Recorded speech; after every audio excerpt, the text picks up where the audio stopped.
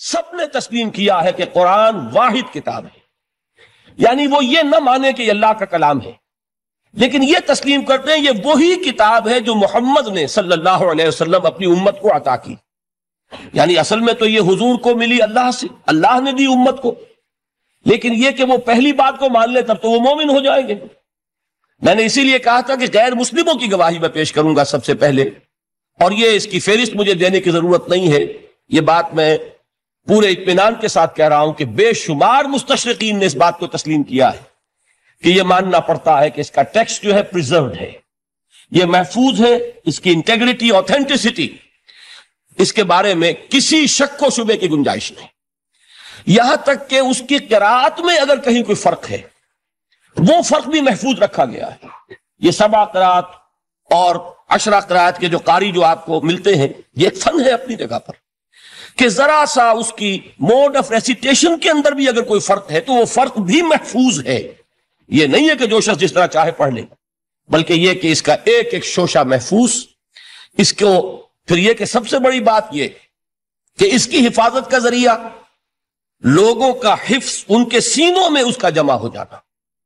خود نبی اکرم صلی اللہ علیہ وسلم سے اللہ تعالیٰ نے فرمایا تھا کہ لا تحرک بہ لسانک لتعجل بہ ان علینا جمعہ وقرآنہ فاذا قرأناہ فاتبع قرآنہ ثم ان علینا بیانہ. اے نبی، آپ اپنے اوپر مشقت نہ لیجئے، اس کتاب کو یاد کرنے کے لیے اپنی زبان کو تیزی سے حرکت مت دیجئے، ہمارے ذمے ہے اسے آپ کے سینے میں محفوظ کر دینا، پھر جب ہم تمہیں پڑھوائیں تو اسی ترتیب سے پڑھنا. تو یہ قرآن مجید کا جمع کیا جانا، یہ ہمیں معلوم ہے کہ یہ 22 برس کے عرصے میں نازل ہوا، نجمن نجمن، تھوڑا تھوڑا کر کے، لیکن اس کو جمع کرنے کا کام بھی خود اللہ نے اپنے ذمہ لیا تھا. ان علینا جمعہ وقرآنہ. یہ بات آ گئی ہے تو میں عرض کر دوں، ہمارے ذہنوں میں ایک مغالطہ ہے، اور اس مغالطے کی وجہ سے دشمنوں کو فائدہ پہنچتا ہے. ہمارے ہاں عام طور پر چونکہ قافیہ ملانے کی کوشش ہوتی ہے تو جمعہ کے خطبات میں حضرت عثمان رضی اللہ تعالیٰ عنہ کے نام کے ساتھ کہہ دیا جاتا ہے جامع آیات القرآن.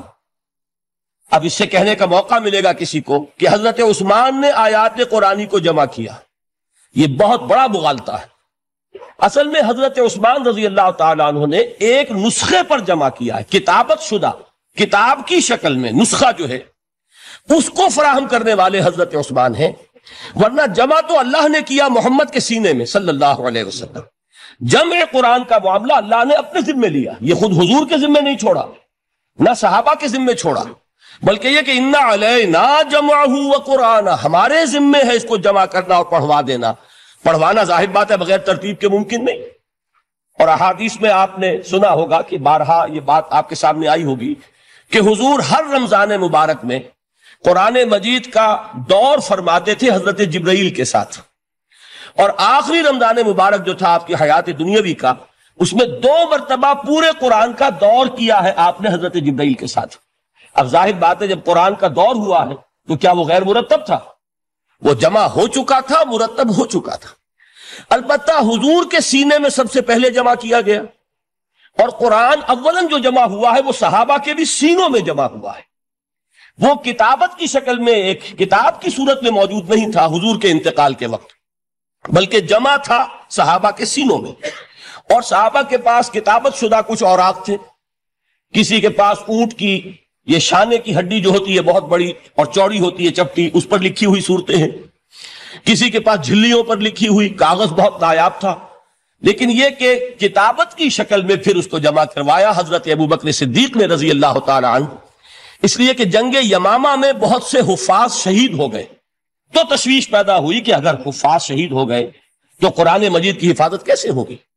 تب حضرت ابوبکر نے صحابہ کے مشورے سے وہ بورڈ مقرر کیا، اور ان میں جو حضور کے زمانے میں کتابت وحی کی ذمہ داری ادا فرماتے تھے انہی کو اس میں جمع کیا، اور انہوں نے پھر اس کو کتابی شکل میں جمع کر. تو کتابی شکل میں بھی جمع کیا جانا یہ بھی حضرت ابوبکر کے زمانے میں ہو چکا ہے. البتہ حضور نے ایک رعایت دی تھی، چونکہ آپ کو معلوم ہے، آپ اس علاقے میں رہتے ہیں، کہ عربی زبان جیسے کہ ہر زبان کا معاملہ ہے کہ ہر بڑی زبان میں پھر نیچے بولیاں ہوتی ہیں، کولوکیل. وہ جو کولوکیل جو بولیاں ہیں ان میں مختلف طریقے سے لوگ پڑھتے تھے. اس سے پھر یہ اندیشہ ہوا کہ یہ مختلف لہجے اگر رہے تو اس سے بھی پھر قرآن کے بارے میں اختلاف ہو جائے گا. تو حضرت عثمان رضی اللہ تعالیٰ عنہ نے پھر قرآن مجید کا ایک اوتھینٹک نسخہ تیار کیا کہ اب صرف یہی نسخہ دنیا میں رہے گا، اور باقی سارے نسخے جو ہے ان کو تلف کر دیا گیا، تاکہ اب وہ لہجے کا کوئی اختلاف جو ہے وہ بھی باقی نہ رہے. اور اس کے 4 نسخے تیار کیے گئے، اور وہ نسخے آج بھی دنیا میں موجود ہیں. ان میں وہ نسخہ بھی ہے کہ جس پر خود حضرت عثمان رضی اللہ تعالیٰ عنہ کی خون کے دھبے موجود ہیں، کیونکہ وہ شہید کیے گئے ہیں. تو وہ ایک نسخہ جو انہوں نے اپنے پاس رکھا ہوا تھا وہ اس کی تلاوت فرما رہے تھے. بہرحال پہلی بات یہ ہے جو بالکل تاریخی حقیقت ہے کہ جن کتابوں کو بھی آسمانی ہونے کا دعویٰ ہے ان میں واحد کتاب ہے قرآن مجید، جس کا متن محفوظ ہے. دنیا میں کوئی اور کتاب ایسی نہیں ہے جو یہ دعویٰ کر کے قرآن کے مقابلے میں آ سکے. اور پھر آپ کو معلوم ہے کہ کتنے بڑے پیمانے پر پوری امت میں اس حفاظت قرآن کے عمل میں حفاظ حصہ لے رہے ہیں. نکھوکھا حفاظ موجود ہیں. بعض ممالک میں آپ کو 8-8 10-10 برس کے بچے جو ہیں وہ حافظ مل جائیں گے. کوئی دنیا میں اور کتاب نہیں ہے کہ جس کے حافظ موجود ہیں. بڑے بڑے علماء کی تصحیح کر دیتے ہیں 8-8 سال کے بچے کہ یہ آپ غلط پڑھ رہے ہیں. اس کے اس طریقے سے ایک ایک شوشہ جو ہے وہ محفوظ کر لیا گیا ہے. تو یہ بات جو ہے یہ قرآن مجید کی عظمت اور فضیلت کے ضمن میں پہلی حقیقت ہے کہ جسے ہمیں سامنے رکھنا چاہیے.